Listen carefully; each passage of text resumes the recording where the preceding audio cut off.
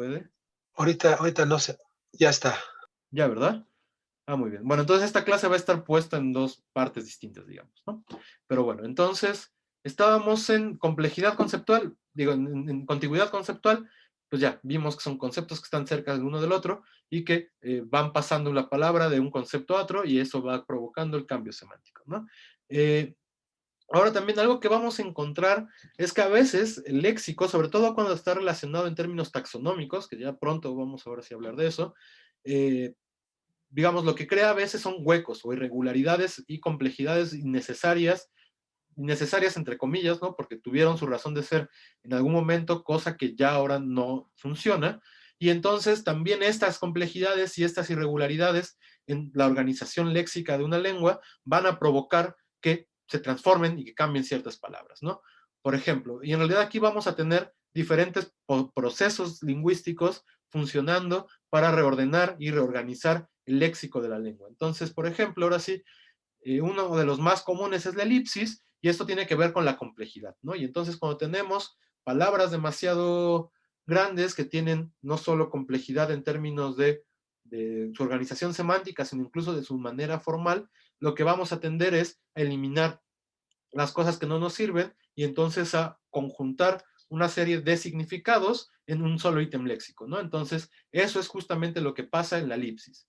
Y bueno, un ejemplo bastante claro de elipsis puede ser esta palabra de mur armenius, o sea, ratón de armenio, que nos da armiño, ¿no? En español. Y entonces, cuando hablamos de armiño, no es solo estamos hablando de un tipo de mamífero en particular, etcétera, sino estamos hablando de, pues, digamos, de lo que originalmente era el compuesto ratón de Armenia. Y entonces, bueno, ahora ya hablamos de una clase particular de roedor, ¿no? Cuando hablamos de un armiño. Pero originalmente estaba basado o estaba compuesto la palabra sobre todo este tipo de complejo léxico, ¿no? Pasa, por ejemplo, con la manzana, ¿no? También. La manzana era algo así como mela matiana, y entonces era un tipo específico de mela, y entonces a partir de ahí, o de malum, ¿cómo es el latín malum, verdad? ¿Manzana o mela? Ya no sé si confundo italiano con Es latín. malum, malum, Malum, malum. Sí.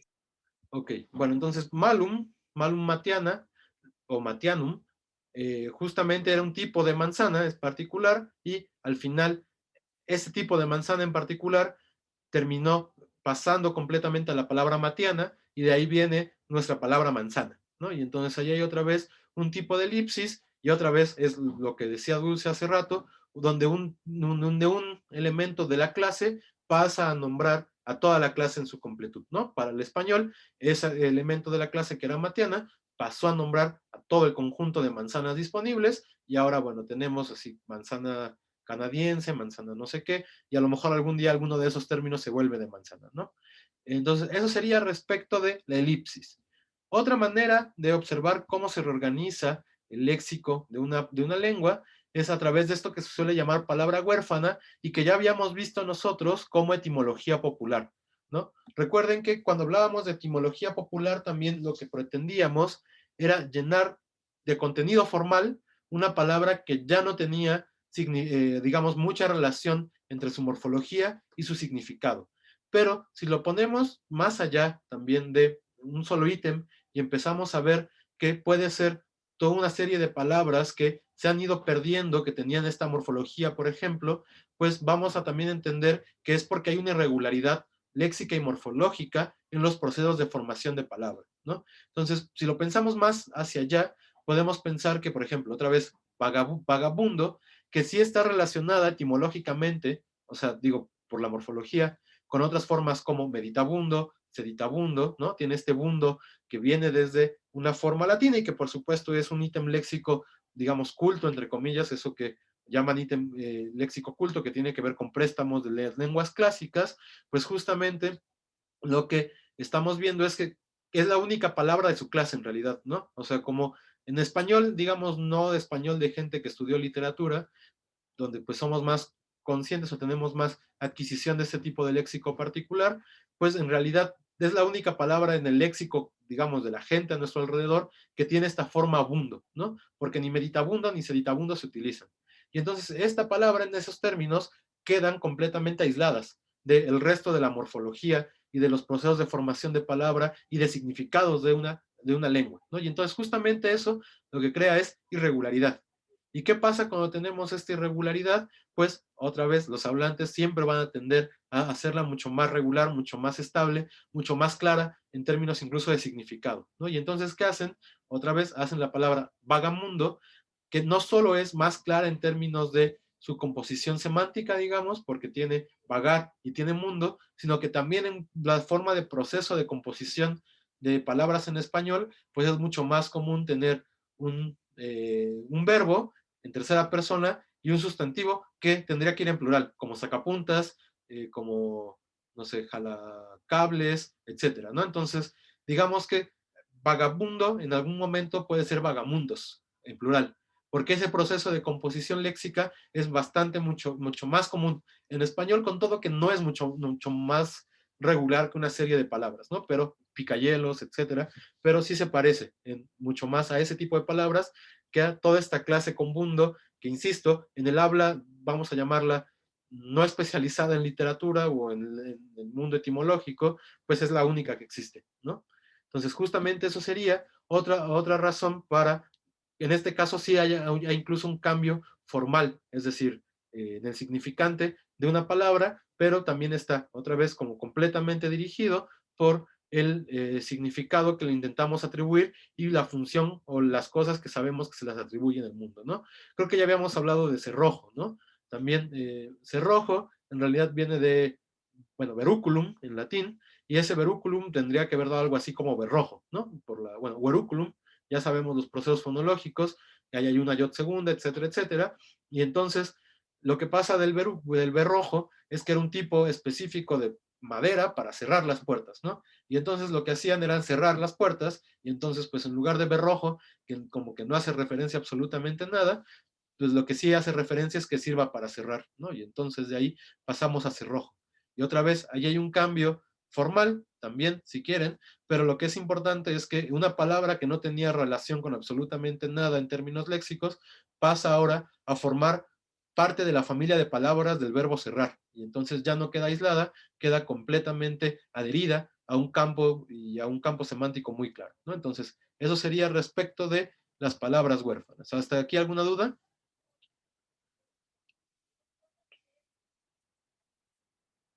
Ok. No, Y entonces, otro proceso que tiene que ver con esta complejidad léxica es esto que podemos llamar hueco léxico, ¿no? Y entonces, ¿qué significa que hay un hueco léxico? Significa que podemos tener una serie de conceptos y más o menos tenerlos bien esquematizados, otra vez aquí, sobre todo cuando tenemos relaciones taxonómicas. Entonces, por ejemplo, pensemos en, no sé, en inglés funciona muy bien con estos términos para caballos, ¿no? Como tenemos el stallion y el horse y no sé qué. Entonces, justamente ahí, digamos, tenemos un sistema muy cuadrado en donde existen palabras no sé, para caballos chiquitos, para caballos de carreras, para sementales, para caballos hembras, etcétera, etcétera, ¿no? Y entonces cuando tenemos toda esa complejidad y tenemos un montón de rasgos que nos ayudan a crear un sistema complejo y cuadrado, ahí lo que no tenemos son huecos léxicos, justamente, ¿no? Pero hay partes del léxico donde claramente tenemos huecos léxicos y entonces lo que buscamos es crear palabras o cambiar el significado de una palabra para que un hueco que tiene un concepto pueda también tener una expresión léxica específica, ¿no? Y entonces, ¿dónde podemos ver esto? Bueno, por ejemplo, en latín teníamos la forma eques, que, digamos, ya en latín era polisémica, ¿no? Era tanto el jinete como específicamente un grado del ejército, ¿no? Dentro del mundo romano. Y lo que no teníamos era la contraposición. Existía pedes, que así como eques en jinete era alguien que bueno, digamos, eques es alguien que se transporta en caballo, entonces pedes era alguien que se transportaba a pie, ¿no? Pero no existía esa figura con ese significado dentro de las relaciones del ejército. Lo que sí había era claramente gente que, a diferencia de los eques o de los equites, se transportaban a caballo, digo, perdón, a pie. Y entonces también se introduce de repente la palabra pedes, que era nada más como alguien que se transportaba a pie, para hacer referencia a este marco social específico dentro del ejército, y entonces también hay un tipo de soldado que no tiene caballo, se transporta a pie y entonces es un pedes, ¿no? Y también de ahí pasamos a la organización social en donde existe, por ejemplo, el pedestre, ¿no? Que ya también es alguien que, a diferencia de quien tiene caballo, que claramente es porque tiene más riqueza, es una persona que se transporta a pie y entonces pues ya tiene también todo un marco específico social en el cual pues no tener caballo implica determinadas condiciones sociales, ¿no? Entonces justamente ahí lo que se está creando es, en este hueco originario que estaba puesto en la organización del ejército, se introduce una palabra que no significaba eso y a partir de ahí también esta palabra empieza a relacionar y a crear significados particulares que originalmente no tenía, ¿no? Y entonces justamente ¿qué pasó ahí? Se llenó un hueco cuyo concepto existía, pero que no tenía expresión léxica, ¿no? Y entonces se crea una expresión o se toma una expresión para poder nombrar eso que no estaba nombrado, ¿no? Entonces es como si pensáramos, digo, esto en español no funciona, pero hagamos como que sí funciona, ¿no? Pensemos que, por ejemplo, los términos de parentesco pudieran distinguir en español entre la familia materna y la familia paterna, ¿no? Y entonces, justamente, si tuviéramos términos léxicos para todos estos, pero hubiera un hueco en donde no tuviéramos, por ejemplo, a los tíos, ¿no? Así que tuviéramos todo bien organizado según los términos de parentesco para mi rama materna, que fueran completamente distintos de los términos de parentescos para mi rama materna, pero solo a los hermanos se les nombra igual, ¿no? Son tíos de ambos lados. Entonces, por ejemplo, ahí tendríamos un hueco léxico. ¿Por qué? Porque todo el sistema está organizado sobre, a partir de mi relación en el árbol genealógico, pero hay un lugar donde no. Y entonces ahí tendríamos que crear y separar, por ejemplo, términos para llenar un hueco léxico que está puesto ahí, que es que aquí no hago distinciones según cómo está organizado el resto de elementos del léxico, ¿no? Entonces, digo, no sirve en español porque en realidad servía en latín y lo que pasó fue que se fue cambiando toda esa relación y, digamos, se relacionaron y entraron todos, pasó al revés, ¿no? Bajo los mismos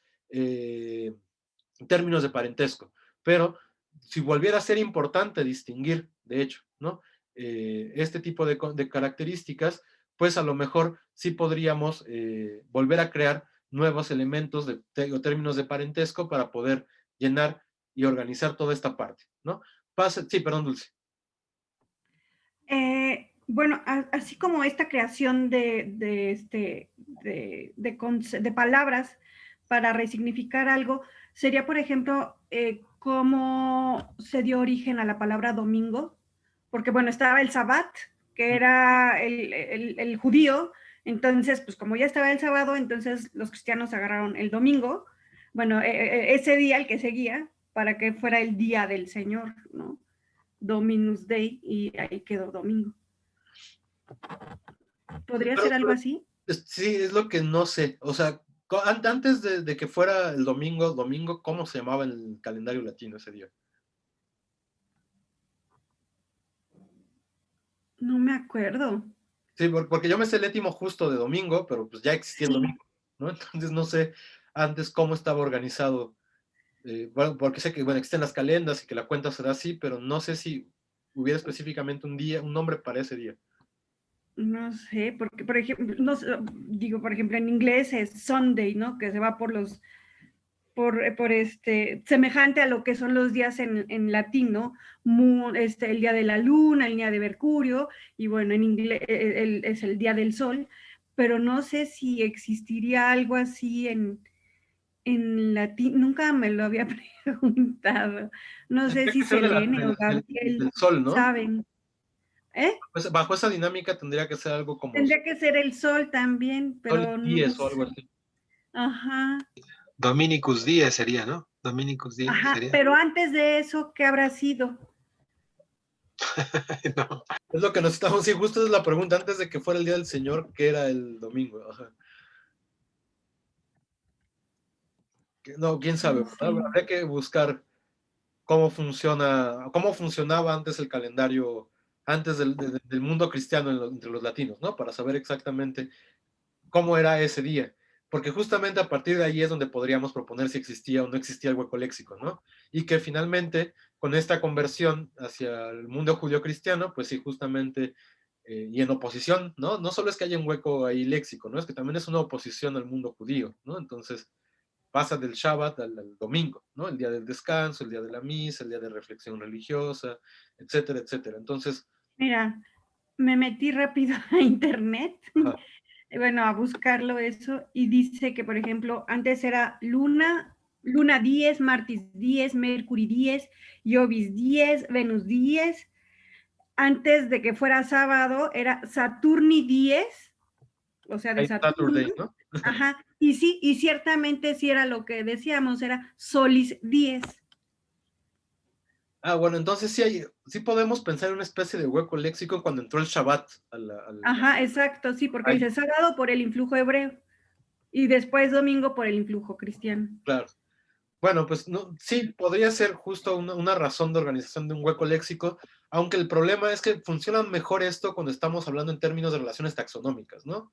Justo donde, porque las taxonomías, ahora ya insisto, vamos a hablar más con calma de eso, se organizan a partir de oposiciones de rasgos semánticos, ¿no? Y entonces ahí es mucho más claro identificar dónde hay un hueco de donde no hay un hueco. Por ejemplo, con el maíz, ¿no? Si distinguimos y hacemos una distinción de tipos de siembra, de meses de siembra, de tipos de semilla, podemos tener una relación taxonómica súper rica, o sea, como muy compleja, y en algún lugar tener algo que no tiene un nombre, ¿no? Y entonces pasa que, no sé, yo justo, bueno, cuando iba a la ENA hice un trabajo sobre eso, aquí en comunidades pues de Xochimilco, que siembran todavía maíz, buscando préstamos de náhuatl justamente, no hay muchos, curiosamente, pero se ve que hay procesos, hay partes que sí tienen un nombre muy particular, el jilote, el elote, el olote, pero por ejemplo el maíz como clase ya sembrado, como que ese además de ser elote, no recibe ningún otro nombre a pesar de las diferencias, ¿no?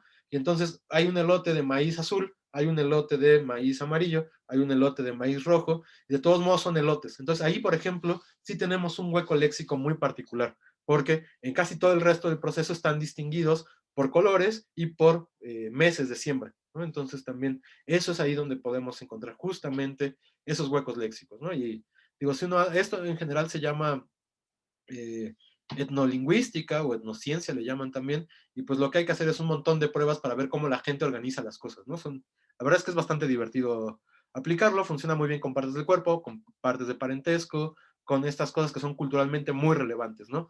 Entonces desde ahí no sé exactamente si los días funcionan exactamente de la misma manera y si podamos proponerlo, pero bueno, digamos que sí es un buen candidato para pensar en este tipo de análisis justamente, ¿no? Habría que profundizar un poquito más, pero sí, parece que va bien por ahí. Pero bueno, ¿alguna duda con esto de complejidad e irregularidad en el léxico?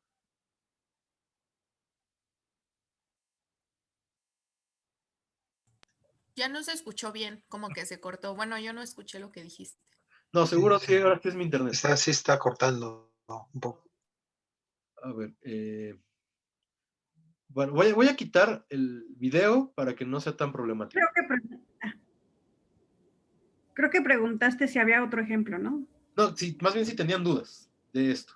Sí, profesor, por ejemplo, ahorita que estaba hablando de estas palabras huérfanas, se me ocurrió esta palabra de ya sea yerno o nuera. Es, por ejemplo, si existe yerno, querer feminizar, decir yerna, sería ese tipo de juegos. Sí podría ser en la... O si existe nuera, o querer crear nuero. Que curiosamente creo que esa es la más regular, ¿no? Como que la gente dice más nuero. Oh.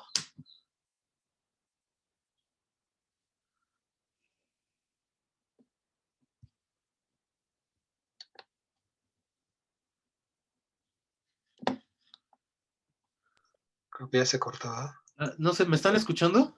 Ya no se escuchó. No, no, Ya te profesor. escuchamos. A ver, nada más déjenme ver. Bueno, yo te escuché ahorita. Sí, ya te escuchas. Sí, creo que sí, ya estoy de vuelta, ¿no? Lo que pasa es que terminó de grabar, de pasar el otro video y creo que ahí el Zoom hizo algo raro, pero no fue el internet ahora. Entonces, Pero se sigue grabando y te escuchamos. perfecto. Entonces, nuero. Lo curioso creo ahí es que se ve que es más prominente en la forma nuera, porque como que lo que más se hace en español es hacer la forma masculina de nuero, ¿no? Y entonces, en dado caso, más bien lo que tendríamos que hablar, más que de una palabra huérfana, es justo de un hueco léxico, ¿no? Yerno ya no se entiende como la parte opuesta en la taxonomía a nuera, y entonces justamente se está creando un nuevo término en relación con la nuera, que por alguna razón es el sobresaliente en la relación, ¿no? Y ahí, bueno, podríamos hipotetizar si tiene que ver con también la idea del papel femenino en la familia, no sé, ¿no? Que también es una cosa social, pero creo que sí, más bien tiene que ver con eso. Entonces, yo lo propondría más como un hueco léxico que como una palabra huérfana. Correcto, profesor, gracias. A ver, ahí pasó que dejé de compartir mi pantalla, ¿verdad? Sí. Ya, Sí, que sí está funcionando. Nada más era para probar. Entonces, pasemos ya, la última de las motivaciones con las que vamos a trabajar para pensar en este tipo de procesos es la de este que llamamos conceptos emocionalmente marcados, ¿no? Y justamente es aquí donde se dan el tabú y donde se dan los procesos de eufemismo y disfemismo, ¿no? Entonces, sabemos que hay dominios conceptuales bien particulares que suelen encontrarse tabuizados, es decir, que suelen ser poco como mal queridos en las comunidades lingüísticas, y entonces, bueno, entre esos pues vamos a encontrar la comida, la bebida, la muerte, el sexo, el miedo, el enojo, un montón, las expresiones, etcétera, ¿no? Todos esos son formas en las cuales, más bien son campos conceptuales que generalmente en ciertas comunidades no se aceptan muy bien, ¿no? Y entonces, al ser tabuizados, pues uno no puede hablar de ellos con la ligereza con las que puede hablar, no sé, de gramática histórica, y entonces justamente tiene que encontrar maneras, ¿no?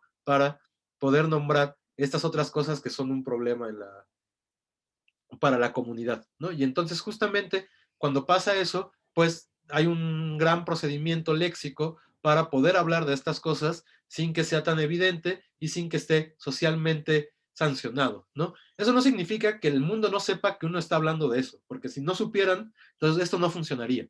Significa que son maneras que lingüística y socialmente están menos sancionadas que hablar abiertamente de estos otros temas, ¿no? Y otra cosa que hay que decir es que también claramente esto es muy, digamos, socialmente muy particular a cada comunidad, ¿no? Es decir, tiene valores antropológicos bien particulares, de tal manera que no son exactamente los mismos campos los que para una comunidad pueden ser tabúes que para los que pueden ser en otra comunidad, ¿no?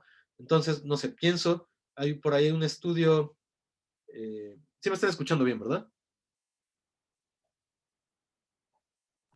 Sí, Sí. Sí, ok. Eh, les decía, hay por ahí un estudio sobre, por ejemplo, en las comunidades, en una isla en la zona de la Micronesia, no recuerdo exactamente en cuál ni en cuál comunidad, lo que se observa que es algo muy característico es, por ejemplo, que cuando alguien muere, su nombre se vuelve un tabú. Y entonces, porque tiene que ver con también la conversión de esta persona hacia el mundo, digamos, más espiritual, metafísico, en donde ya hay una reconexión con lo natural también. Y entonces, digamos que en esa medida, pues para no invocarlo y sacar a esta persona de este nuevo estadio en el que se encuentra, pues ya no se puede decir su nombre. Pero además sucede que la gente tiene nombres como flor de, no sé, flor de algún tipo de planta, o ratón o cosas así, y entonces también el léxico se tabuiza. Y entonces lo que pasa es que en esta comunidad muy rápido van cambiando las palabras para nombrar cosas tan inmediatas, tan comunes como los ratones, porque justamente eran el nombre de una persona que se murió. Y entonces justamente ahí, por ejemplo, pueden ver que ese tabú, que es un tabú que nosotros no tenemos, pues hace que en esta comunidad el léxico se recicle rapidísimo, ¿no? Justamente ¿por qué?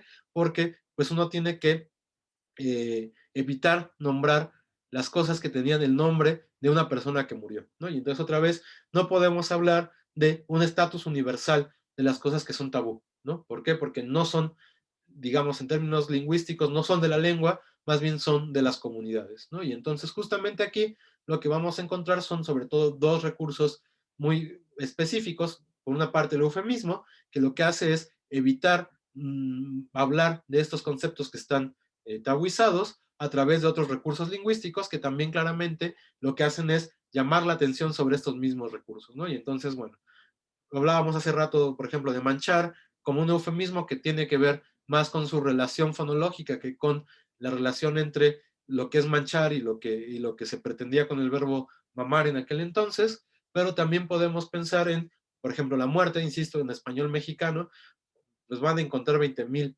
eufemismos para hablar de este tema. Sí, Dulce. Digo, es que puse el video para que vieras. Gracias. No, ahorita que decías lo de los nombres, en japonés se tiene algo semejante. Digo, lo sé por la familia de mi esposo. Por ejemplo, yo no le puedo poner el mismo nombre que, por ejemplo, aquí que la costumbre es de que toda la familia es de Marías, ¿no? María Fernanda, María José, María lo que sea, o de que si mi mamá se llama Patricia, yo tengo que llamarme Patricia, entonces mis hijas se llaman Patricias. Ellos es lo contrario, porque si le pones el mismo nombre que alguien que está vivo, es como marcar su muerte. Entonces lo que hacen es hacer modificaciones del nombre. Por ejemplo, uno de los tíos de mi esposo se llama Akira y y el nieto se llama Aki para no ser Akira. Entonces, ahí, bueno, cambia la forma y el significado, porque también ya tiene otro significado. Sí, claro, ¿no? Y eso también tiene que ver justo con estos tabús que claramente son distintos a los que nosotros podamos tener, ¿no? Como dices, pues Así es. es común en las familias mexicanas que todo el mundo tenga el nombre de algún ancestro bien lejano que ya nadie reconoce, ¿no? Entonces, sí, se ve que eso no podría pasar en Japón, ¿no? Pero también, por ejemplo, en Japón, no sé, esto es así, completa apreciación e ignorancia del mundo japonés de mi parte, pero se ve que, por ejemplo, no está tan tabuizado la sexualidad como está tabuizada entre nosotros, ¿no? De tal manera que incluso muchos productos culturales japoneses, claramente estoy pensando en anime, ¿no? O por lo menos como yo lo veo, se ve que tiene una expresión de la sexualidad bien distinta a como la tenemos nosotros, ¿no? Y entonces también eso debe tener repercusiones lingüísticas de alguna manera, de tal manera que pues nosotros de nuestra sexualidad hablamos a través de un montón de metáforas, a lo mejor allá eso no lo sabría, ¿no? Pero debe tener algún, pues algo debe hacerle la lengua, pues, ¿no? Pues no sé, le voy a preguntar a mi suegra a ver si sabe algo, porque, por ejemplo, son de eso sí son temas tabúes, el sexo y todo eso. Creo que esta cosa del anime y eso es más, yo creo que debe de ser como las revistas porno, que pues antes no es que no existiera una fotografía pornográfica o algo así, pero era algo más velado, ¿no? No, y ahora vas a un puesto de revistas o al Sanborns o a cualquier lado, ya hay la sección de revistas pornográficas, ¿no? Mm. No sé exactamente cómo funcione eso en Japón. Sí, no, bueno, habría que verlo, ¿no? Yo insisto, lo digo desde mi desconocimiento pleno y desde la recepción de que hasta en series como muy infantiles, como Dragon Ball, hay como expresiones así que uno podría censurar, ¿no? Entonces, o bueno, uno siendo mexicano, criado, no sé, en una familia muy tradicional, podría decir como, ay, no, eso está muy mal, ¿no? Pero, pero bueno, habría que ver, pero claramente, insisto, eso debe tener alguna repercusión lingüística en dado caso de que no sea un tabú, ¿no? Y justamente se ve que lo que sí es tabú para nosotros, pues son pues estas cosas con las cuales también intentamos ocultar estos dominios, tal como, por ejemplo, la muerte. Yo insisto que la muerte está muy tabuizada en el español mexicano. Podemos encontrar 20,000 formas de eufemismos para hablar de la muerte y seguramente no los vamos a agotar todos, ¿no? Alguna cosa tiene la muerte que nos obsesiona, incluso siendo un tabú, ¿no? Bueno, y por otra parte, esto es hablando de los eufemismos, pero también podemos encontrar la forma contraria de tratar este tipo de formas tabuizadas, que es a través del disfemismo, ¿no?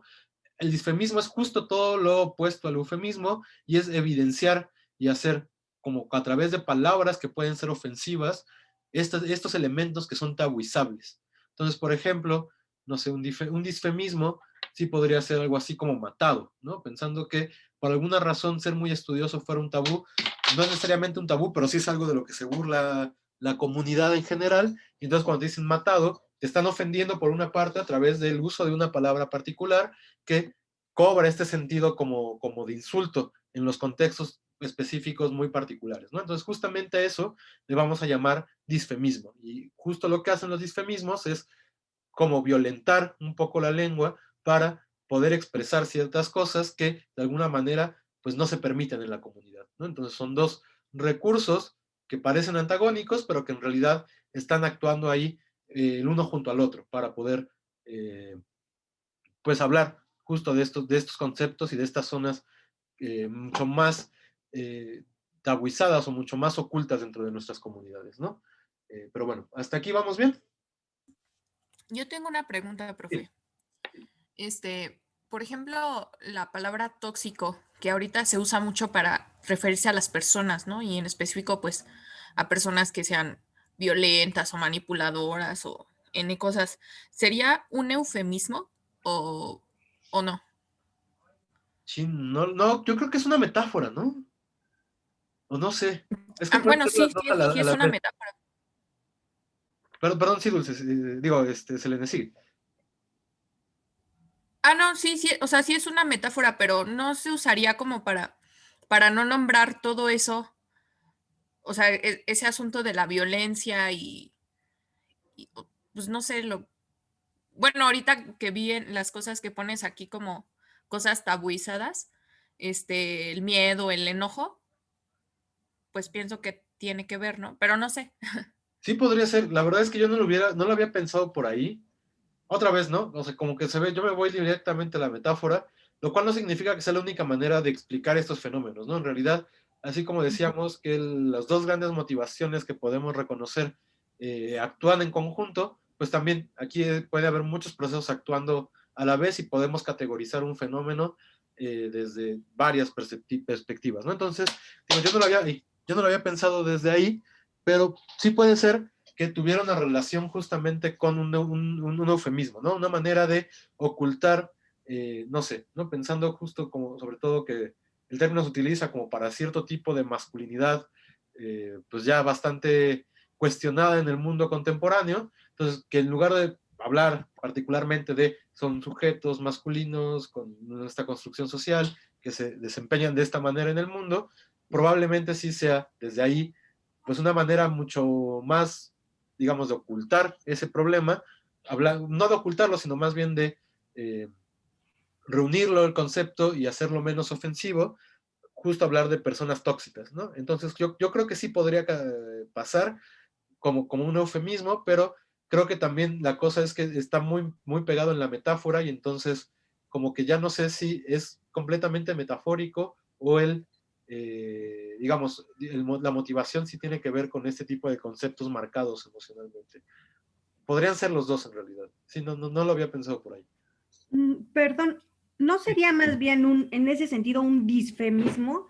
Porque ya le estás dando toda la carga Como de un mala. veneno, ¿no? Sí, sí, o sea, lo tóxico es que te va a causar directamente un mal, ¿no? Y así como matado, es así como de, o sea, llegas al punto máximo que es la muerte. Mm.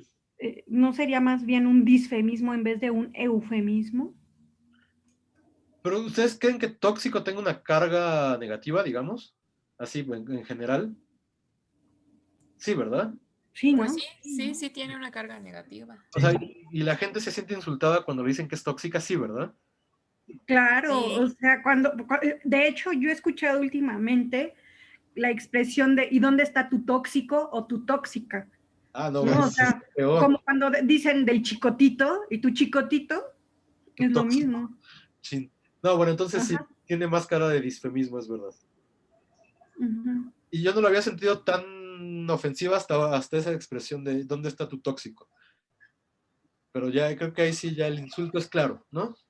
Entonces sí, en ese sentido, pues categoriza mucho mejor como disfemismo que como eufemismo. Gracias. ¿Alguna otra duda sobre esto?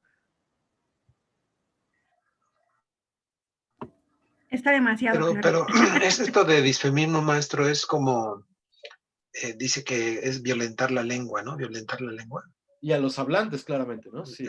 Pero tóxico a mí no me suena agresivo, más bien es como que describe, ¿no? No sé si hay una diferencia. Para mí sí la hay, ¿no? Es decir, describir a una persona como tóxica. más que agredirla, ¿no? No me suena agresivo más que describe una cualidad, ¿no? No sé. Sí, bueno, el problema es que es una cualidad negativa por principio, ¿no? Y Entonces, es evidenciar lo malo, ¿no? Si yo exacto, lo que pretendía es evidenciar los elementos. exacto. Lo que hace es ponerlos, o sea, como algo que una cosa querría ocultar, como que su pareja tiene determinadas actitudes que son, pues, nocivas, digamos. Eso puede ser un tabú, ¿no? Porque además tampoco nos han enseñado emocionalmente a hablar de esas cosas, ¿no? Entonces, desde ahí, sí puede ser justo el proceso contrario, en el momento en que lo nombras, le das una categoría y luego tienes estos usos tales como ¿dónde está tu tóxico? ¿No? Que ya además ahí, pues también otra vez es la parte por el todo, ¿no? Y entonces, en ese sentido, creo que a pesar, claro, y ahí claramente se ve, o es probable que pueda haber diferencias en los usos según ciertos otros criterios, ¿no? Como que yo creo que claramente estos usos de tóxico, como lo expresaba Selene, pues sí están muy relacionados con el Facebook y además los Facebook y publicaciones que originalmente vienen desde el feminismo, ¿no? Entonces, lo que puede ser es que como hablantes luego no tengamos todo el contexto para entender todo el insulto, digamos, que está puesto ahí, ¿no? Y entonces ahí otra vez la lengua es tan variable que a lo mejor, y a lo mejor a mí que pues sí estoy cercano a esos posts, de todos modos, yo todavía no lo sentía como disfemismo, digamos, hasta ahora que lo expresaron de esa manera, ¿no? O sea, que sí me pareció ya demasiado agresivo y desde ahí pues claramente sí es un disfemismo y tiene también un uso político, pues, ¿no? Entonces a lo mejor lo que pasa es que, pues digamos, como si no, uno no está tan en contacto luego con eso, no se entera, ¿no? Es como si cuando alguien habla de fútbol, pues ni te enteras de qué están hablando porque no tiene relación con nada, si uno está hablando de lo que sea y la otra persona no tiene conocimiento de ese campo, pues a lo mejor no se siente tan contenido de las palabras como quisieran o como realmente las dice el hablante, ¿no? Pasa también, les decía hace rato, con los insultos, ¿no? Yo no sé actualmente los adolescentes cómo se estén insultando, seguro ni lo entendería, ¿no? Como seguramente, ustedes quizás más porque tienen contacto con alumnos de prepa, ¿no? Pero sí, yo creo que esos cambios pues también son generacionales y a lo mejor por eso luego no los podemos ver con toda la claridad. Pero sí tiene cara de disfemismo, pues, digamos, ¿no? Pero bueno, hasta aquí todo claro. Y, Sí, y- muchas gracias. otro comentario, profesor. Por ejemplo, con la palabra chingón, Ajá. cuando decimos ese hombre o ese maestro es un chingón, lo usamos generalmente con una idea positiva, ¿no? Es decir, un profesor muy capaz o que explica muy bien o que da su clase excelentemente, ¿no? Es un chingón. Incluso decimos, su clase es una chingonería, Uh-huh. pero no sé si sería disfemismo o eufemismo, ya no sé ni qué sería, ¿no?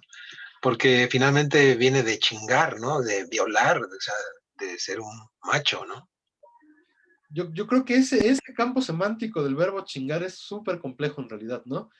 Y tiene que ver también con que, digamos, eso se van llenando de que esas palabras como que empiezan a perder muy rápido su contenido. Digo, claramente lo tiene todavía, ¿no? Y también claramente seguro cuando uno utiliza ese adjetivo, aunque no reconozcamos su relación etimológica con el verbo chingar en términos de acto sexual violento, de alguna manera está, ¿no? Porque también nosotros, como desde esta construcción social en la que estamos, pues sí, claramente quien tiene capacidad de ejercer un acto sexual de tal manera, pues también tiene ciertas características, digamos, como que se aprecian en la comunidad, ¿no? Y claramente, pues eso tiene que ver con la formación pues macha que hemos recibido los mexicanos durante los últimos bastantes años, ¿no? Pero yo creo que también la otra cosa es que a pesar de que sí existe claramente ese significado puesto de fondo, como que se ve que ha ido cambiando demasiado el significado de la palabra, ¿no? Porque, de entrada, porque está menos regulado, ¿no? Como es una palabra que está por sí misma tabuizada, no solo lo que describe, sino también la palabra en sí misma es considerada una grosería que hay que evitar, pues claramente como que no hay un consenso claro de cómo se usa y la comunidad de habla empieza a hacer lo que quiera con ella, ¿no? Y de tal manera que justo existen estos otros usos como chingón, existen estos otros, como andar en chinga, ¿no? Que no es exactamente lo mismo ahí, el significado ya se fue quién sabe hacia dónde, porque es andar rápido, ¿no? Y entonces la chinga, también como el trabajo, no sé exactamente, o sea, se ve que eso más bien yo me vuelvo el sujeto del objeto, ¿no? Es decir, es a mí al que están violentando. Entonces, por eso yo estoy en chinga, o por eso yo vivo de la chinga, no sé, ¿no? Entonces, como que ahí, digamos, es mucho más difícil de categorizar en la medida en que, pues, los significados se van para todos lados y probablemente, y ahí sí, ya tengamos que hablar de diferentes raíces léxicas para chingar en el español mexicano contemporáneo, ¿no? Habrá unas que claramente siguen siendo la relación etimológica con el verbo y que podamos reconocerlas más. Yo creo que en ese sentido el adjetivo chingón sí está puesto por ahí, pero chingonería ya no necesariamente es algo que hace alguien que es chingón, ¿no? Puede ser una cosa mucho más abstracta. Entonces ya, por ejemplo, ahí yo la separaría en términos léxicos. Igual esta de la chinga yo la separaría en términos léxicos, pero igual de todos modos, pues quién sabe, ¿no? O sea, habría que de verdad meterse a ver todos los usos que tiene la palabra para poder decir si es un eufemismo, si es un disfemismo, cuántos términos de chingar hay en español y cómo se organizan en términos semánticos, ¿no? Es muy complejo en realidad. No sé si... Gracias, profesor. Sí. Yo al respecto diría que ahí es como un resultativo, así como por ejemplo en griego está el heureka, que viene de heurisco, que significa buscar, pero el heureka es lo encontré, Sí. ¿no? Entonces, y de hecho así en España, en la tradición pasó así como lo encontré, ¿no? No es como lo estaba buscando o ya lo busqué, sino lo encontré. Entonces yo creo que el chingón es porque ya se chingó en realidad a todos los demás y por eso quedó por encima de, ¿no? Y es meterse una chinga, o sea, yo mismo me estoy infligiendo ese daño. Pero más bien sería un eventivo, ¿no? Por eso serían como resultativos, ¿no? ¿Mandé? Más bien chinga sería como eventivo. Ajá, también, sí. Chingón podría ser un resultativo, pero creo que el resultativo sería más bien chingada o chingado. No, bueno, yo lo pienso como por ese cambio, ¿no? Por ejemplo, lo del heurisco, que es buscar, y heuroca es encontré, ¿no? Entonces, es chingón, o sea, es el mejor de todos, porque en realidad ya se chingó a todos los demás, o sea, los sobrepasó. Se los cogió a todos, es lo que dicen también, ¿no? Pero la cosa sería incluso morfológicamente, lo que pasa es que ese on es deriva de verbos Bueno, sí. adjetivos. Y en cambio, en Eureka sí tienes un morfología verbal, ¿no? Claramente verbal. Entonces, quizás ahí habría diferencia. Por eso, cuando dices resultativo, yo me voy inmediatamente al participio pasado, ¿no? Porque eso sí es morfología verbal Sí. y justo implica que ya se acabó el proceso. Claro que ahí, como digamos, es pasivo, entre comillas pasivo, yo solo tenemos ese participio, o pasado, también lo llaman, pues hace más bien referencia a quien sufrió el proceso que a quien lo hace, ¿no?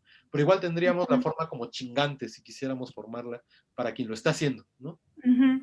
Entonces, no sé, yo me iría por ahí, pero independientemente de eso, como que los procesos morfológicos no son regulares en cómo están actuando sobre la base, ¿no? Si la base es chingar, chingón, no sé exactamente cuál de todas las características de la base está adjetivizando, ¿no? Entonces, por ejemplo, desde ahí, pues sí habría que buscar mucho más, pues justo los usos y los significados. Y otra vez, como es una palabra que se usa para absolutamente todo en español mexicano, pues ya, la verdad es que es bien difícil encontrar el camino, ¿no? Se puede, pero necesitamos un montón de material. Ok, gracias. Pero bueno, hasta aquí vamos bien, ¿verdad? Sí. Sí. Bueno, entonces, pues, pasemos ya a la última parte de la clase, que es hablar más en términos teóricos, cómo funcionan, sobre todo, tres procesos, que son los procesos que están puestos en todos lados, ¿no? Entonces tenemos, por un lado, la metáfora, por otro lado, la metonimia, y por otro lado, estas que llamábamos relaciones taxonómicas.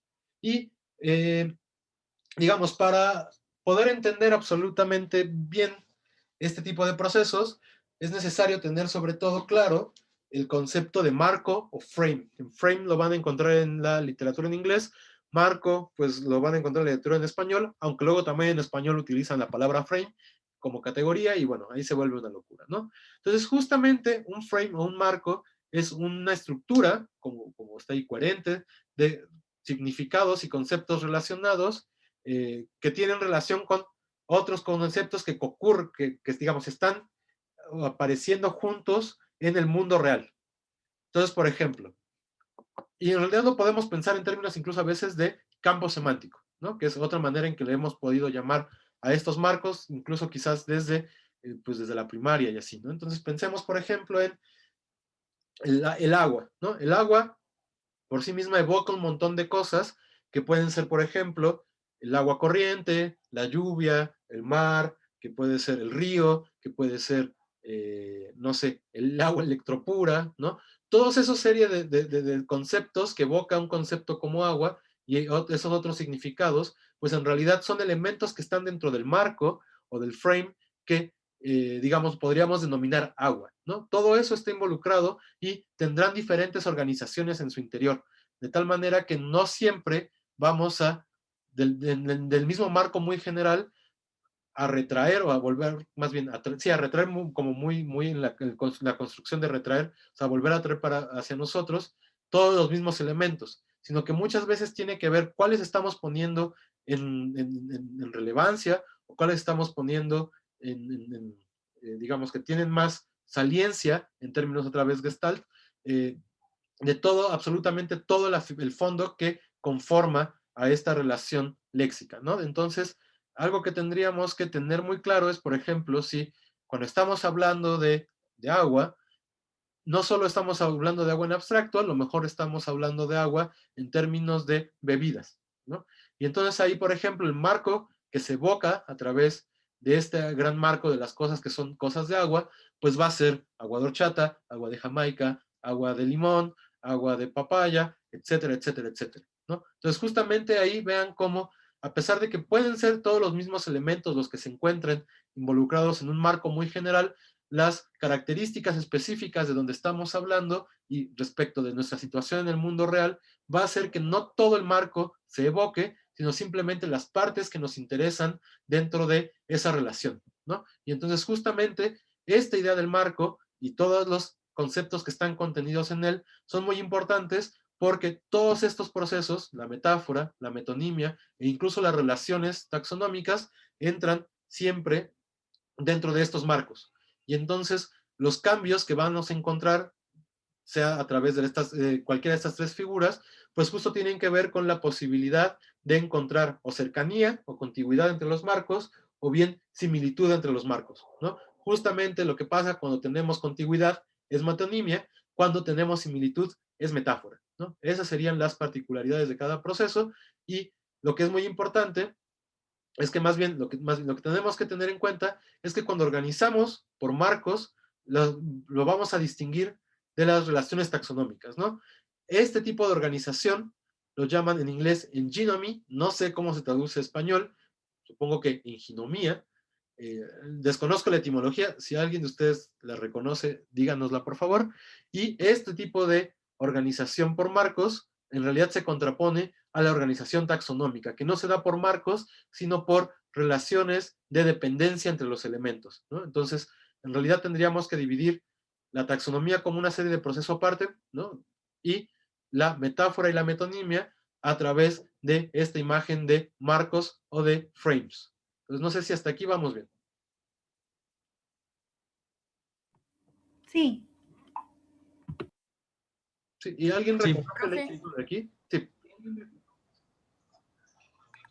Bueno, el marco, bueno, no sé, no estoy segura, lo estoy relacionando con algo que leí sobre el lexicón mental, Ajá. en donde se dice, pues sí hablan de la organización taxonómica, pero también hablan, por ejemplo, de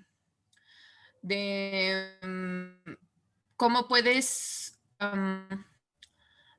pues hacer así como una especie de red de palabras Una red semántica. en torno a un solo concepto.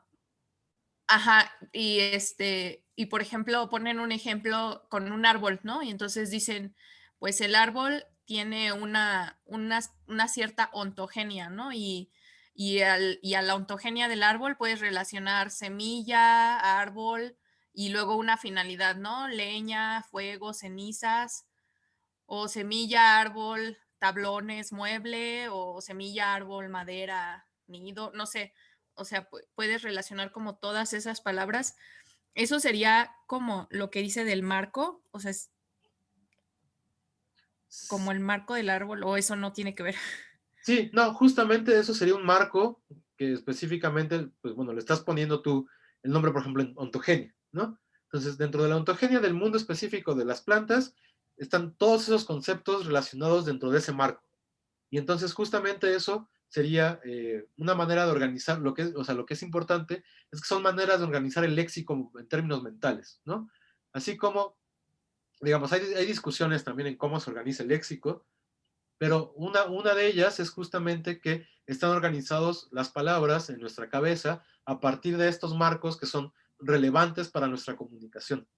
Entonces, digamos que esa podría ser una manera. La otra es mucho más matemática o quizás computacional, en donde pues uno guarda palabras y morfemas y ya las saca cuando las necesita producir, ¿no? Entonces, justamente, digamos, yo, por lo que sabemos de la manera de estructurar el mundo de las personas, probablemente la relación del lexicón esté mucho más naturalmente organizada por estos marcos que por solo una serie de entradas léxicas en la cabeza, ¿no? Y justamente entonces lo que tendríamos son, por ejemplo, en este caso que pone Selene, justamente el marco acerca del nacimiento de las plantas, por no ponerle un nombre tan técnico, que podría ser ontogenia, y entonces sí, toda esta serie de conceptos están relacionados entre sí y entonces son contiguos, ¿no? Son contiguos porque pues justamente sabemos que incluso en la naturalidad del proceso, y aquí vean cómo el mundo exterior pues es muy importante, ¿no? Esto que llaman también conocimiento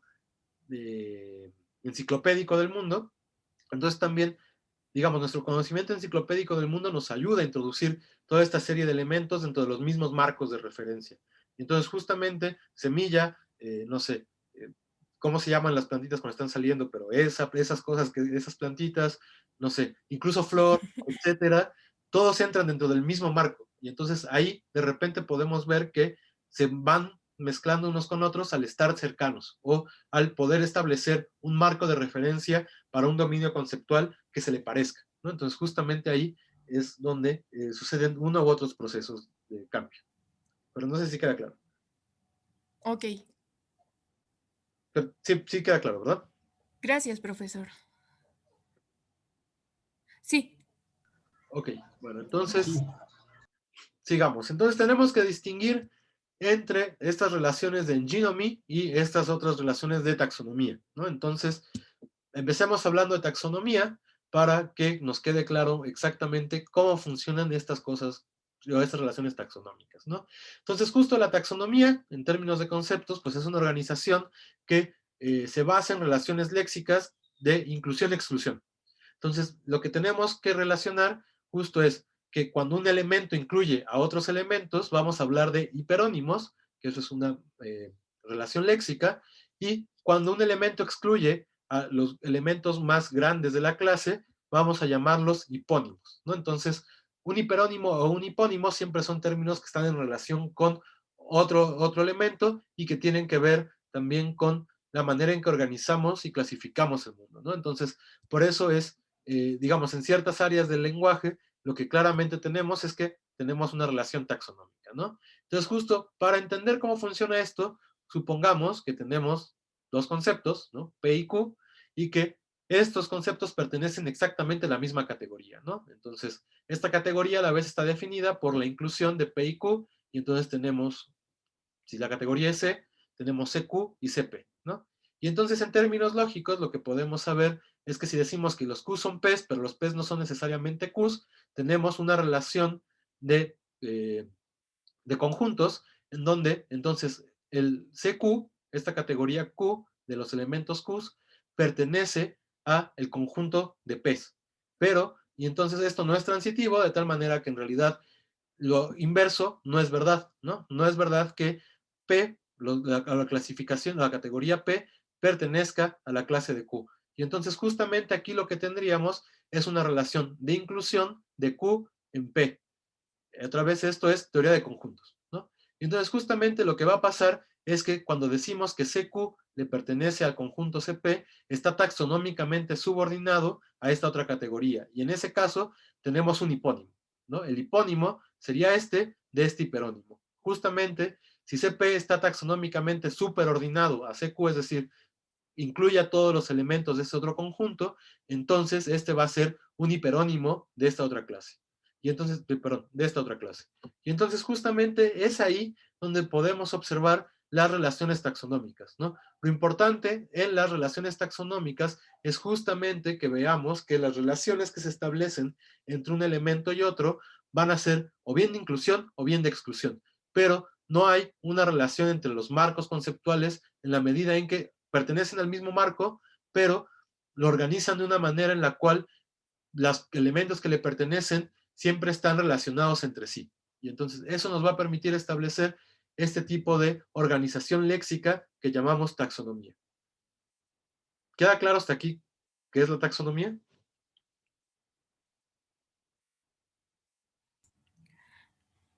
Sería como, por ejemplo, alimentos, ¿no? Por ejemplo, si yo digo alimento es un hiperónimo de frutas, verduras y, no sé, alimentos de origen animal, no sé, ¿no? ¿Sí es eso? Sí, sí podría ser, o sea, pensemos O yo ya estoy... no, sí, alimento sería un hiperónimo de verdura, carne, quesos, lácteos, etcétera, ¿no? Eso sería una relación taxonómica por principio. Entonces podríamos decir, toda la leche es un alimento, pero no todo alimento es leche. Y entonces justamente cuando decimos eso, Claro, estamos ajá. estableciendo esta relación de inclusión y exclusión entre las categorías. Y entonces justamente si decimos, los Qs pertenecen a pez, la leche pertenece a alimento, pero los alimentos no son necesariamente leche, entonces sí estamos hablando de esta relación de subordinación entre un concepto y otro. Entonces justamente ahí estamos hablando de una taxonomía. Y en realidad aplica a un montón de otras cosas en el mundo, ¿no? Por ejemplo, podemos decir, eh, no sé, no todos, todos los chihuahuas son perros, pero no todos los perros son chihuahuas. Entonces, otra vez ahí estamos estableciendo una relación de subordinación entre un hipónimo, que sería chihuahua, y el hiperónimo perro, ¿no? Y entonces, justamente, Ajá. una de las partes del mundo que solemos organizar también taxonómicamente son los animales, ¿no? Entonces, volvamos a pensar entre, por ejemplo, entre toro, vaca, becerro, ahí hay una relación taxonómica, ¿no? Por un lado, hay rasgos que organizan eso entre género y rasgos que organizan las diferencias léxicas a través de edad. Y entonces, por ejemplo, un toro será un cuadrúpedo vacuno, además no castrado, que de determinada edad, ¿no? Masculino. Una vaca será un cuadrúpedo vacuno femenino de determinada edad.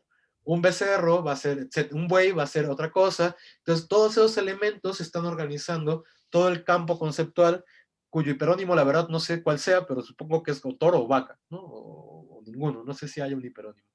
Pero en realidad, todos esos elementos están también relacionados entre sí a través de exclusión. Y la exclusión se da a través de decir algo así como todos, podemos verlo así porque aquí sí hay como cierta transitividad.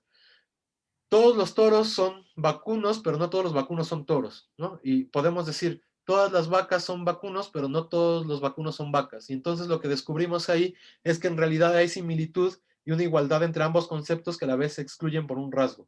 Y justamente ahí estamos hablando de taxonomía. No sé si eso queda Sí, ok. más claro.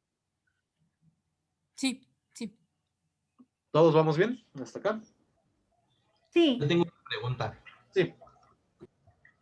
A lo mejor y no tiene nada que ver, pero me surgió ahorita que estaban hablando de la comida. Como este tipo de frases que dicen, el salmón es el pollo del mar. No sé si eso puede ser economía o qué tipo de relación lógica pueda tener. Más bien ahí hay una similitud entre los campos conceptuales, ¿no? No hay una. O sea, estamos asumiendo que el pollo tiene alguna relación en un mundo como, no sé. No sé exactamente a qué se refiere la frase ahora que lo pienso. Sé que tiene que ver algo con alimentación, ¿no? Pero Ajá, Es perdón. porque es una carne común, ¿no? ¿No es por eso? O sea, bueno, yo lo entendí así como que el pollo la carne de pollo tiene un sabor que tienen como muchas carnes, ¿no? Por ejemplo, si pruebas iguana, a lo mejor sabe bueno, no lo he probado, ¿no? Pero hay personas que dicen, sabe a pollo, ¿no? O hasta el O conejo, ciertas ¿no? carnes exóticas, ¿no? Que dicen, el conejo, ¿no? Que dicen, es que sabe a pollo. O sea, yo lo había relacionado con eso, como que es un sabor muy común y entonces tal vez pues el salmón es eso, ¿no? Es como un sabor muy común entre los peces. No sé, bueno, no es común, no me parece que sea común, pero pues, tal vez ese es el sentido, no sé.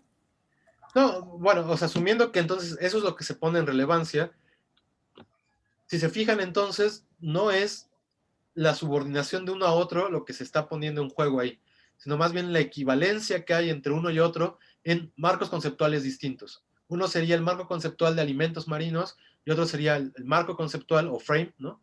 De alimentos, digamos, terrestres. Y entonces ahí lo que tenemos es un proceso que no es taxonómico, sino es metafórico. Justamente ahí se ve muy clara la metáfora porque están poniendo lingüísticamente están haciendo relación con cuál es el marco en el que está operando la comparación. Y entonces justo decir el pescado es el pollo del mar está poniendo en relevancia por una parte el marco en el que funciona el pollo, en este caso como alimento, y el marco en el que funciona el pez como alimento y los comparo. Y al hacer la comparación es porque son similares y al asumir que son similares y poder compararlos lo que hacemos es una metáfora. No es taxonomía ahí. Ok. Pero sí queda claro cómo operó eso. Sí, sí, Sí, no, Sí, nada más tenía la duda, perdón. Ok, no, está bien, está bien. Les digo que aquí empiezan a salir todos los ejemplos y está bien que podamos ordenarlos, ¿no? Entonces, bueno, digamos que esto sería más o menos el funcionamiento general de una taxonomía y algo que hay que tener claro es que justo las relaciones taxonómicas pueden promover esto que ya habíamos hablado, que elementos subordinados del grupo se vuelvan el hiperónimo de toda la clase, ¿no? Entonces, un caso, digamos, histórico clásico para el de latín al español, Cabalus reemplazó a Ecus como el representante de toda la clase, y entonces, pues para nosotros, el hiperónimo de todos los equinos, o al menos para mí, no sé si para todos en realidad, es caballo, ¿no? Y a partir de caballo podemos quizás distinguir algunas subclases, quizás por los colores, ¿no? Que es una manera en que se clasifican los caballos en el mundo, digamos, en el mundo hispano, no sé, albos por el color de las patas, ¿no? Por el color de la piel, del pelaje, pero en general el gran hiperónimo de la clase es caballo, ¿no? Y justamente este no era el hiperónimo, era un hipónimo de un tipo de caballo bien particular, ¿no? Y entonces pasó de ahí a nombrar a toda la clase. Y bueno, hace rato Dulce había puesto algún otro ejemplo que era justamente muy parecido a este. No me acuerdo cuál era, Dulce. ay, no me acuerdo cuál era. Pero sí había... la del vino, ¿no? Ah, la del vino. Ah, sí, ajá. Claro, el vino funciona en esta manera, también funcionan de esta manera lo de la manzana que habíamos hablado anteriormente, ¿no? En donde justo porque están en estas relaciones de inclusión-exclusión, es muy fácil que uno de los elementos se vuelva el gran organizador de toda la clase y entonces sea el elemento prototípico, ¿no? Y otra vez, para hablar de esa prototipicidad, pues tendríamos que reconocer que hay comunidades en donde no sé, el vino, como decíamos hace rato, es el vino, la bebida alcohólica por excelencia, o donde el tipo de manzana esta matiana era la manzana por excelencia, o donde, no sé, pensando ¿cómo se llama? Lápices adhesivos, que es el nombre técnico, en donde el lápiz adhesivo por excelencia es el PRIT. Y entonces justamente usamos PRIT para nombrar a toda la clase, ¿no? Y O los cornflakes, Con ¿no? muchas cosas, ¿no? exacto, los cornflakes, con las marcas funciona mucho, Kleenex, ¿no? ajá. En México pasa que todo refresco es coca. Y en español de Monterrey peor, ¿no? Que hay coca de naranja, coca de no sé qué. Entonces, en lugar de Fanta, pues, ¿no? Entonces, como que se ve que... Incluso, bueno, Ajá, perdón. lo siento. No, Iván, vas. Incluso, por ejemplo, una taxonomía que usa mi abuela es que cuando las personas se van a beber o cuando ve a un grupo de borrachos dice están tragando mierda. Entonces, están tragando mierda, Pues sí, no estás viendo que están tomando. Ah, sí, entonces ese sí es una taxonomía, ¿no? O sea, no todo el alcohol es, vamos, no todo el alcohol es mierda, pero no toda la mierda es alcohol, algo así, ¿no? Pero entonces, fíjate cómo entonces no entra en relación ninguno de los dos términos. Otra vez es una metáfora. O sea, porque justo, No, no todo ya. alcohol es mierda, pero tampoco toda mierda es alcohol. En realidad no empatan. Y entonces No, justamente no, no no es está. una taxonomía, es una metáfora. Más bien, tendríamos que pensar más bien en Gracias. términos como... Como disfemismo, ¿no? Sí, ese es un claro disfemismo, ¿no? Ese es un disfemismo, ¿no? Digo, pensaba en otras posibles taxonomías, en donde además viéramos como el elemento más prominente de la clase en realidad era un elemento subordinado al hiperónimo, ¿no? Pero les digo, coca, a mí me queda claro que funciona bastante bien en ciertas formas de español, no necesariamente en todas las variedades, eh, pero sí, con las marcas, por alguna razón funciona, ¿no? A lo mejor uno que es, por ejemplo, del español argentino, lo que para nosotros es un rastrillo, en Argentina es la Gillette, ¿no? Y es la Gillette justo porque es la marca más prominente seguramente entre todos los tipos de rasuradoras o de rastrillos para rasurar, ¿no? Entonces, digamos, ahí otra vez vemos esos procesos en donde uno de esos elementos que sí están organizados taxonómicamente, que sabemos que están organizados taxonómicamente porque podemos decir, toda Gillette es una máquina, es un rastrillo para rasurar, pero no todo rastrillo para rasurar es una Gillette. Ahí se ve que está la relación taxonómica, ¿no? Ahí sí se ve que hay inclusión y exclusión, que es lo que no pasaba con el ejemplo de la mierda como metáfora de alcohol. Entonces, justamente ahí es donde podemos distinguir una forma y otra. ¿Eso sí queda claro? Sí, Sí, Ok. Entonces, bueno, sigamos, ya esta es la última taxonomía. Algo que tenemos que hacer, que ya habíamos hablado de esto con lo de las vacas, es que la asignación a un elemento de la categoría, pues no necesariamente es a priorística, es decir, no está dada por default, sino que en ocasiones, pues se otorga también a través de ciertos criterios de relevancia, que era también lo que decía respecto del agua y el agua de sabores, ¿no? Entonces, por ejemplo, pensemos en la categoría flor, que puede ser subordinada también a otras categorías, a diferentes categorías, ¿no? Entonces, flor puede ser una planta, y entonces toda flor es una planta, pero no toda planta es una flor. Puede caber en el marco de los regalos, y entonces una flor es un regalo, pero no todo regalo es una flor. O puede caber, por ejemplo, en el marco de la decoración, ¿no? Entonces, algo con lo que decoras puede ser una flor, pero no todo con lo que decoras es una flor. Y entonces, justamente, esto es porque, otra vez, son relevantes en términos comunicativos, por una parte, y por la otra también son relevantes en términos culturales, ¿no? Si la flor no es algo que se suele regalar, entonces no es pertinente que siquiera quepa en este marco de los que son las cosas que se regalan o los regalos, ¿no? Y cuando tengamos, por ejemplo, una serie, y esto es aparte, ¿no? Digamos, esto es por una parte para decir que la asignación no es completamente generalizada, sino que también tiene cierta arbitrariedad según lo que nos importe comunicar. Y otra cosa que hay que tener en cuenta es que también hay una similitud taxonómica, que era eso era lo que venía en la relación de las vacas y los toros, ¿no? Entonces decimos que hay una relación o una similitud taxonómica si Q y R están taxonómicamente subordinados a P. Entonces, por ejemplo, ¿no? Pensemos en, bueno, está el ejemplo de las vacas y los toros de hace rato, pienso en otro. Pensemos en bebidas alcohólicas, ¿no? No, todo vino es una bebida alcohólica, pero no toda bebida alcohólica es un vino. Todo mezcal es una bebida alcohólica, pero no todo bebida alcohólica es mezcal. Entonces, esas están subordinadas a bebida alcohólica, vino y mezcal. Y entonces, en la medida en que están subordinadas de la misma manera a la otra categoría, podemos decir que son similares taxonómicamente en relación con esta otra clase P, que sería bebidas alcohólicas.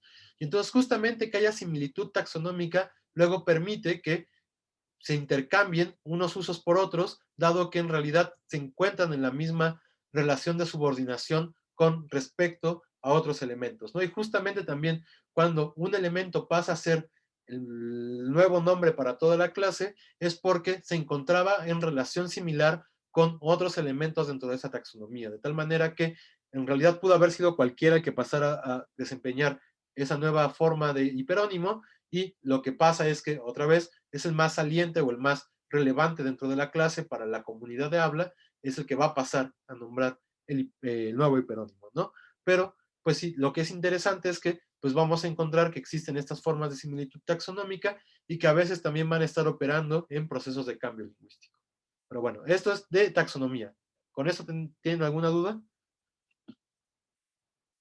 No. No. Ok.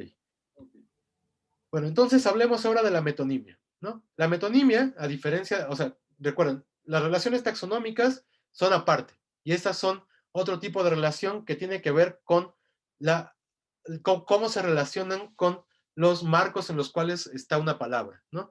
Entonces, justo en tanto que la metonimia, lo que importa en realidad es la contigüidad entre o bien elementos dentro de un mismo marco o bien de entre marcos distintos, ¿no?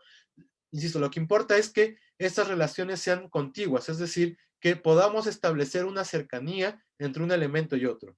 Y entonces también lo que estas relaciones de contigüidad, pues justamente van a excluir a las taxonómicas, porque en estas no es, no nos importa cómo se relacionan en subordinación, sino más bien cómo se relacionan en términos de cercanía de un concepto entre otro, ¿no? Y eso justamente es porque esto es dentro de conceptos específicos, no, perdón, la taxonomía es dentro de conceptos específicos y la metonimia, se da entre diferentes tipos de conceptos. Entonces, justamente por eso es que podemos separar una y otra, ¿no? Entonces, por ejemplo, podemos pensar como invierno y nieve son conceptos que están contiguos, ¿no? Entonces, ¿por qué? Porque nos lo dice nuestra experiencia en el mundo. Cuando cae nieve es porque es invierno, hace frío, entonces el frío sería otro elemento contiguo dentro de todo este marco conceptual y podríamos también pensar en otros, ¿no? Incluso como muñeco de nieve, esquís. Digo, estoy hablando de la idea claramente norteamericana del invierno que nos han vendido por la tele, pero pensemos en esa y por qué justamente estos conceptos pueden ser contiguos pensando en esa imagen, ¿no? Y entonces justamente lo cierto es que ni siquiera tenemos una clase superordenada que digamos, relacione toda esta serie de conceptos como lo hacían las clases taxonómicas, ¿no? Ni siquiera es congruente decir todo invierno es un tipo de nieve, pero no toda nieve es un tipo de invierno o viceversa. Digamos, esto no tiene, es un sinsentido. ¿Por qué? Porque justamente la metonimia no está actuando en esas formas, sino que está más bien buscando qué significados podemos encontrar con la evocación de un otro significado, ¿no? Entonces, así como ponemos invierno y nieve, digamos, en relevancia en ciertos contextos, también podemos otra vez poner nieve en relevancia con otra serie de elementos. Por ejemplo, en términos por lo menos del español mexicano, podrían ser en una heladería, ¿no? Entonces podríamos tener cosas que se compran en una heladería, estaría la nieve. Y entonces ahí ya no hay contigüidad entre el significado de invierno y nieve, sino que nieve cobra un nuevo marco conceptual en donde tendrá otros conceptos que van a ser contiguos a él, ¿no? Y entonces otra vez, lo que es importante, como podemos ver en todo este tema, es que la existencia o no de contigüidad entre ciertos elementos depende de un montón de parámetros que son en realidad sociales, ¿no? Es decir, de nuestra existencia en el mundo, de cómo organizamos o está organizada nuestra sociedad, de lo que es culturalmente pertinente para nosotros, etcétera, etcétera, etcétera, ¿no? No entiendo muy bien la historia, igual ustedes se la saben mejor, pero de la palabra moneta, que da moneda, que en realidad era un templo, ¿no? A Juno. A Juno, ajá. Juno la protectora, no me acuerdo. Pero, y por ejemplo, ahí cómo funciona. Porque la moneda era el templo, ¿no? Creo que ahí guardaban tesoros. Ah, No, no estoy segura, pero creo que guardaban tesoros. Y entonces ya se volvió, o sea, fue una metonimia de contenido por continente. exacto. Y Y entonces, entonces, ajá, sí, o sea, la moneda adquiere ese nombre por el nombre del templo.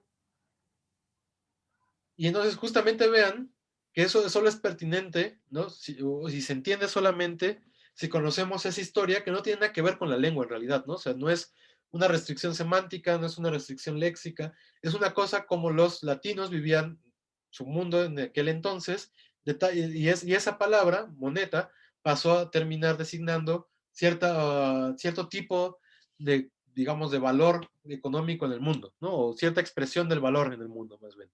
Entonces, justamente a eso me refiero cuando digo que son parámetros antropológicos, sociales, culturales, históricos, que muchas veces si desconocemos, ni siquiera podemos rastrear exactamente dónde se dio el proceso.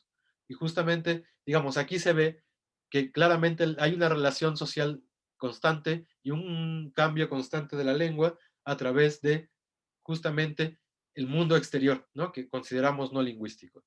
¿Hasta aquí vamos bien? Sí, Sí, ahorita que hablaste de moneda me acordé de denario también. Ah, esa O no sea, me de la sé. la palabra dinero, que viene de denario, y denario es un tipo de moneda, ¿no? No Ah, es en claro. sí el dinero, sino un tipo, una moneda específica. Y ahí hay un asunto de, ahí sí hay una, pe- ay, se me fue la palabra ahorita. ¿Metonimia? Eh, no, taxonomía, ¿no? Relación. Ajá, una relación taxonómica, ¿no? Porque algo que era un hipónimo, o sea, el denario era un tipo de moneda, se vuelve el hiperónimo, ¿no? Exacto. Pero y además, Pasa a ser todo el dinero. Ajá, perdón. no, Sí, pero fíjense cómo hay dos procesos bien distintos ahí. O sea, por un lado está el que pones el N ahora a discusión, que claramente es, ¿no? Donde denario era un tipo de valor o de expresión del valor, digamos otra vez, en el mundo clásico, ¿no? Donde había otra convivencia con otros tipos de monedas, por ejemplo, ¿no? Entonces, denario pasa a formar el hiperónimo de la clase, pero ya no solo es el hiperónimo de la clase de monedas, sino que a partir de ahí desarrolló una metonimia para hablar no solo de, digamos, de monedas, sino en general de la riqueza que posee una persona, ¿no? Y entonces, nosotros no hablamos de a pesar de que alguien es rico, y entonces ahí sí relacionamos con riqueza, decimos que es rico porque tiene mucho dinero. Y entonces ya no es nada más que tenga muchos tipos de monedas, o monedas en general, sino que, digamos, ahí se volvió no sé si sea exactamente una metonimia o una metáfora ahora que lo pienso, pero a partir de alguno de estos procesos, creo que sí es metonímico, porque hay contigüidad, pasa a significar la absoluta como riqueza que puede tener una persona, ¿no? Entonces, en realidad, podemos ver que el proceso se da en dos partes distintas para llegar al significado que nosotros le atribuimos a la palabra dinero. sí, tienes razón. Pero claro, claramente sucedió primero el que tú decías, ¿no? Primero pasó a significar todas las monedas, y luego a partir de ahí, en donde la moneda era la única expresión de la riqueza, ¿no? Pensemos, por ejemplo, no sé, ¿no? Entre los banqueros italianos del siglo XV, lo que tenían eran monedas, ¿no? Difícilmente había cheques, que sí se daban cartas de préstamo, pero no era lo común, ¿no? Lo que tenían eran monedas. Entonces de ahí pasó probablemente de ese dinero a significar riqueza en general. Y entonces ese ya es un proceso metonímico, pero viene de un primer proceso que tiene que ver con un hipónimo que se vuelve el hiperónimo. Sí, sí ven todos el proceso, ¿verdad? Sí, de hecho yo ahorita también lo busqué Ajá. y dicen que el lugar donde se fabricaban los denarios estaba junto al templo de Juno Moneta, y que ya en textos de Ovidio se encuentra moneda, o sea, moneta con ese uso de moneda, de dinero, etcétera, de riqueza. No, y bueno, y si Ovidio lo tiene, seguro era que el proceso es mucho anterior, ¿no? Ya para que él, digamos, lo acepte sin tanto problema, se ve que ya estaba en uso la palabra con ese sentido en la comunidad desde antes. Sí, dice que ya era común en poetas como Ovidio, Marcial, Juvenal y Cicerón. O sea, sí, Ya, ya la época clásica. totalmente, ajá. Bueno, y entonces ahí vemos incluso quizás una contigüidad, pero de verdad contigüidad espacial, ¿no? Si dices que los denarios se hacían junto al templo de Juno, pues a lo mejor también tiene que ver con eso, el uso de moneda y dinero, bueno, y de moneda específicamente. Sí. Entonces, sigamos ya nada más, acabemos con la metáfora, porque además ya nos quedan 8 minutos y me gustaría que acabáramos el tema, pero no sé cómo le vamos a hacer con la tarea. No sé si quieran, la revisamos la próxima semana empezando la clase, o cómo le hacemos. Sí, profesor, la siguiente, ¿no? Sí, la siguiente. en la siguiente. Ok, bueno, y entonces, pues nada más para hablar de metáfora, digo, ya hicieron también la lectura eh, bueno, la introducción esta a Lakoff y ahí se me fue el nombre, pero bueno, el libro, nada más para redondear, más bien cómo sucede la metáfora, pues justo en lo que he estado insistiendo es que la metonimia se da a través de una relación de contigüidad. Entonces, lo que es fundamental en términos semánticos de la metonimia es la contigüidad entre los dos campos o los dos frames que nos interesan, o los dos elementos de los frames que nos interesan, que es así como se están traspasando el significado, ¿no? Un claro ejemplo de metonimia muy visual era este que dábamos hace rato de Witness, ¿no? Donde es otra vez la parte por el todo, otra vez la discusión de si es signético o no, pero digamos, eso es como prototípicamente cómo funciona la metáfora, y se ve que los conceptos pues están muy cercanos, ¿no? Entre el dar conocimiento de algo, el conocimiento que tiene y quién lo da, pues se ve que están relacionados completamente, ¿no? La metáfora no funciona así. Lo que hace la metáfora es más bien estar basado entre el mapeo de similitudes entre conceptos que pueden ser P y Q otra vez, que pertenecen a diferentes marcos. Entonces aquí no hay contigüidad, lo que hay es similitud. Y eso también es muy importante porque es lo que distingue una forma de otra. Si lo que estamos haciendo, como hacía hace rato Iván con lo de las bebidas y la mierda, ahí lo que estamos haciendo es establecer una comparación. Entonces estamos diciendo que algo que se parece a la mierda tiene similitud con algo que tiene el alcohol, y entonces ahí es donde empatamos los marcos y puede salir una expresión como la que nos contaba Iván, ¿no? Y entonces justamente ahí lo que tenemos es una metáfora. ¿Por qué? Porque estamos hablando de campos completamente distintos que sin embargo están relacionados a través de su similitud. Y lo que es bien importante, que es justo lo que Johnson y Lakoff tienen como que decirnos un montón, es que justamente lo que sucede es que generalmente los marcos o los frames conceptuales que tenemos, que son mucho más tangibles, mucho más organizados, que hablan de nuestra experiencia inmediata ante el mundo, son los que se emplean para hablar de cosas más abstractas, ¿no? Que era también uno de las motivaciones que veíamos hace rato para hablar del cambio semántico. Y entonces justamente es ahí donde se dan estas metáforas que podemos llamar estructurales, a través de las cuales organizamos un campo que no tiene nada que ver con una cosa, a través de, bueno, que no tiene que ver con lo que estamos organizándolo, pero se nos da muy bien, digamos, organizarlo a través de esas cosas, ¿no? Y ahí vienen todas estas metáforas, por ejemplo, de el tiempo, bueno, perdón, el tiempo es espacio, y entonces uno puede ir hacia adelante en el tiempo, ir hacia atrás en el tiempo, ¿no? Si uno además tiene como un DVD o está viendo Netflix, le puedes regresar y adelantar. Ahí se ve mucho más esta metáfora todavía en que el tiempo se adelanta y se atrasa, así como uno puede adelantarse y atrasarse, pero también, digamos, no es lo único en la que la metáfora aplica, ¿no? Sino que en realidad todo el marco conceptual está relacionado con esa primera evocación y esa primera comparación.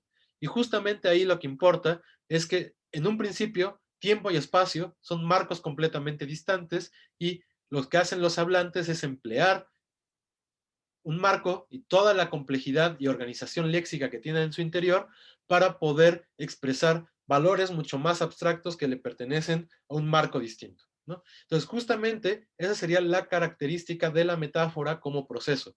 Es decir, la similitud que puede existir entre marcos referenciales o entre frames es lo que nos está llamando hacia la metáfora. Y justamente entonces lo que uno tiene que ir reconociendo cuando se encuentra con esas expresiones es que pues hay que encontrar cuál es la motivación de igualdad entre un marco y otro, ¿no? Y justamente por qué entonces, como decíamos hace rato, el conocimiento se puede agarrar, ¿no? Justamente ahí hay una metáfora para una cosa que es completamente abstracto, como es conocer, como es entender, como es, pues sí, ¿no? Estas cosas que pasan a ser siempre expresadas, casi como una tendencia universal, por verbos que significan tomar con la mano, ¿no? Y entonces, incluso en náhuatl, ¿no? Que puede ser una lengua como más distinta, hay un verbo que es agarrar, que también se utiliza en muchas ocasiones como comprender. Pero también comprender luego significa escuchar, y entonces hay una serie de metáforas que nos parecen muy raras porque, otra vez, la similitud entre marcos conceptuales no solo es interna a la lengua y a nuestra organización del lexicón, sino que está muy conectado también con nuestra experiencia cultural. Y entonces no todos los marcos son exactamente comparables en todas las comunidades, porque también están dadas por su propia socialización y por su propia enculturación, ¿no? Es decir, dependen de cómo se vive la experiencia en esas comunidades, la posibilidad de empatar un marco con otro. Y entonces la metáfora, a pesar de que tiene también cierta, por lo menos para los cognitivistas, para la lingüística cognitiva, pues cierto valor universal, pues no, o sea, a pesar de que parece un procedimiento universal, las cosas que se comparan no siempre son las mismas, ¿no? ¿Hasta aquí vamos bien? Sí, Sí, profesor. Sí. Sí, Y bueno, justo algo que es de vital importancia es que estos frames que se pueden comparar tengan más o menos la misma forma y el mismo tipo de organización, ¿no? Entonces, estos que sean isomorfos. Entonces, justamente cuando son isomorfos, es lo que se permite que no solo se traslade, digamos, el significado, o un significado o un uso léxico bien particular, sino que se traiga consigo todo el resto de elementos que están relacionados entre sí, y entonces a partir de ahí puedan nombrar otras categorías del nuevo marco, ¿no? Y entonces justamente cuando esto sucede es cuando hablamos de metáforas estructurales, ¿no? Y estas metáforas estructurales, ya para acabar, pues tienen muchas veces consecuencias gramaticales, ¿no? Entonces, por ejemplo, una metáfora que es muy común en las lenguas del mundo y en las comunidades humanas es antropomorfizar el espacio, ¿no? También así el espacio tiene las mismas condiciones que nuestro cuerpo. Entonces, a partir de ahí es que se crean nuevos tipos de preposiciones que ya hemos hablado de ellas, por ejemplo, estar enfrente de algo, estar a espaldas de algo, ese tipo de metaforización que tiene que ver con proyectar el cuerpo humano hacia cualquier elemento exterior, justo lo que va a proporcionar son al final creación de elementos que tienen que ver ya con la gramática, ¿no? Y entonces justamente por eso la metáfora empata luego muy bien con la gramaticalización, porque justamente muchas veces lo que se gramaticaliza son experiencias con un significado bien particular que están extendiendo su significado hacia campos conceptuales que son menos aprehensibles en el mundo, ¿no? Y entonces justamente también desde ahí podemos ver pues, la metáfora como un proceso más de estas herramientas de cambio lingüístico que llevan al nacimiento de nuevos elementos gramaticales. Y bueno, ahora sí creo que eso es todo. Sí. ¿Dudas hasta acá? no, no, no. no, tampoco. No, tampoco. Bueno, entonces si no hay dudas, pues revisamos la tarea de la semana que viene y pues bueno, pues nos vemos la próxima semana. Gracias.